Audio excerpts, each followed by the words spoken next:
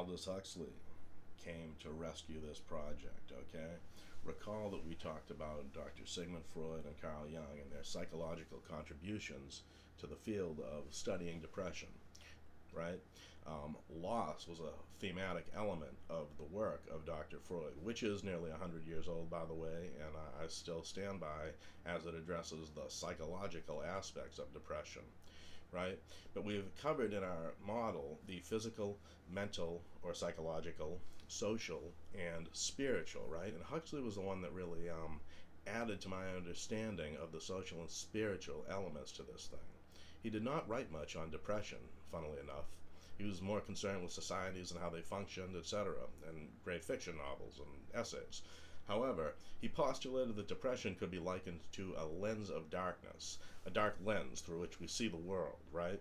And it taints everything, everywhere we look, because our eyes see through a lens that's dark, and whether we look to past, present, or future, it all looks bleak. I've talked about the phenomenon where a depressed patient will, when seriously depressed, say that the past, present, and future are all bad. Past is bad, future's hopeless, right now, no good, right?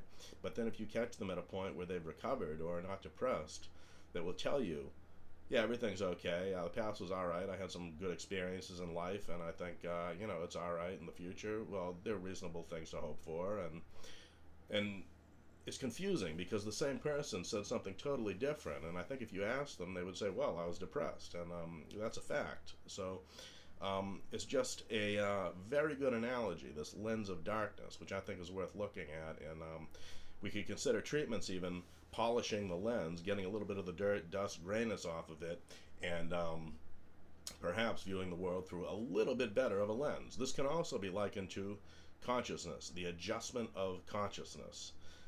Huxley postulated that depression could be likened also to a maladjustment of consciousness to reality.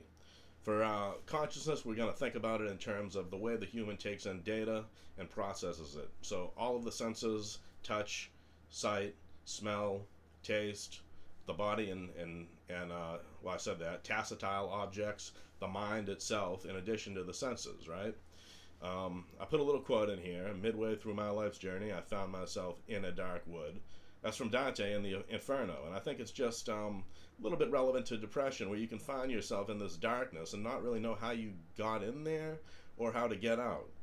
Dante took a trip through hell, I believe, and then got out. It was not what you want to do, based on, reason. However, I think Huxley's adjustments could help us get out of this dark wood and further go into our model, into the social and spiritual aspects of this, right? So he was primarily concerned with perception, attention, meaning, and consciousness, and perhaps the adjustment or adaptation of all of these things. He had a list of causes, which are not certain. We cannot prove that they were true, but he postulated that they were precipitators of depression. Obviously, if one is concerned with adjustment of consciousness or perception, right, to improve the dark lens one's looking through, rigidity and stuckness would be very, very bad things, because rigidity essentially is a certain stuckness and inability to adapt or change, right? Change is kind of the purpose or the method of treating this thing, according to Huxley, right? Overstimulation. Well, this is why Huxley looked at society, and he thought, due to various societal concerns and realities, the human could easily get overstimulated. How did he remedy this? Not by withdrawing yourself from society, but rather by taking breaks, exposing oneself to aesthetics, beauty, good music, walks in nature, which is a big thing of mine. I propose that anybody that can take a quick walk in nature will kind of reset their mind and clean out, the stimulation that's continually going in to consciousness, right? Intoxication is fairly obvious. When we do this to excess or in bad ways, it can negatively affect our lens or consciousness, and it can lead to depression, according to Huxley. Understimulation has to do with lack of novelty, lack of adventure, lack of newness in one's life, okay? That's somewhat less obvious. However, I think enriching experiences, which oftentimes have to do with wholesome things, can and learning things like that can help us ward off depression. Emptiness was related to loss of meaning, which was kind of the big theme of Huxley. Remember, Sigmund Freud was loss.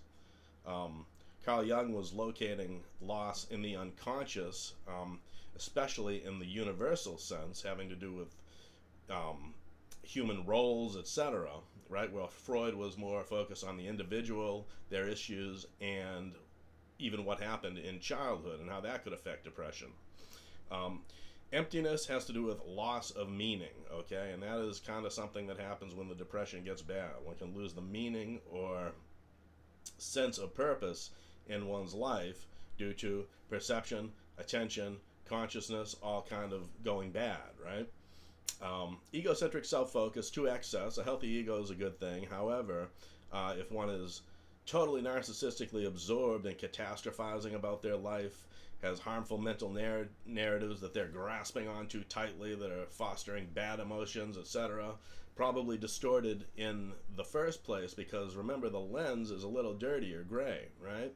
So egocentric self-focus, especially with a gray lens, can be pretty harmful. It's a little hard to see, but I believe in that one. Huxley implicitly added the spiritual and social components to our model. Okay, we were already working with that, but he made them valid in my mind, and gave me some support that other people agreed with treating those two areas, right?